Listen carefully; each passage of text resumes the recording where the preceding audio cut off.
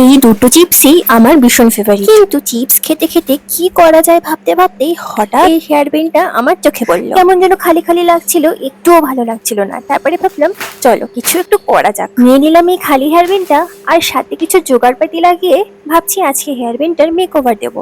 তার জন্য নিয়ে নিলাম রিবন, কিছু cello tape, both side tape, আর এই সুন্দর সুন্দর ফুলগুলো। হেয়ার ব্যান্ডের তো আর জামা কাপড় নেই, কবে থেকে সে খালি গায়ে ঘুরে বেড়াচ্ছে, তাই আমি ভাবলাম একটু জোড়াতালি দিয়ে জামা কাপড় পরি। ব্যাস যেমন ভাবনা তেমন হেয়ার ব্যান্ডটা গা দিয়ে গোল গোল করে পেঁচিয়ে পুরো রিবনটাকে হেয়ার ব্যান্ডটায় জড়িয়ে ফেল। একটু একটু করে কাজ এগাতে আমার যেরকম আনন্দ লাগছিল ভেতরটা, হয়তো হেয়ার ব্যান্ডটা মনে মনে ভীষণই আনন্দ পাচ্ছিল যে আজকে বহুদিন পর সে জামা কাপড় পরতে চলেছে। দেখো হেয়ার ব্যান্ডটা কিন্তু পুরোপুরি জামা কাপড় পরানো কমপ্লিট হয়ে গেল। এবার একটুখানি মেক ওভার দেওয়ার পালা। এই ব্যান্ডটা বানানোর পেছনে একটা বড় সড়ো রিজন আছে, সেটা হচ্ছে আজকাল ওই ন্যাকা মামনি ন্যাকা পানা ভাইরাল হয়েছে না, কি যেন মাংকো ভাত মাংকো ভাত মাংকো ভাত ন্যাকা ষষ্ঠী। তো সেটা রিলেটেডই একটা ভিডিও আমি কালকে আপলোড করেছিলাম। আর এখানে দেখো হাতের অবস্থা কি হয়েছে হেয়ার ব্যান্ডটা বানাতে গিয়ে। তবে যাই আউটকামটা কিন্তু খুব সুন্দর হয়েছে, তাই না বলো? হ্যাঁ, যেটা বলছিলাম ন্যাকা মামনির ওই ভিডিওটা বানানোর জন্য আমার হেয়ার ব্যান্ডের খুব বেশি দরকার। পয়সা তো একটা টাকা আমি খরচা করবো না, তাই বাড়িতে বানিয়ে ফেল। তোমরা না দেখে থাকলে যাও দেখে আসো। আর হেয়ার ব্যান্ডটা কেমন লাগলো অবশ্যই জানিও। টাটা।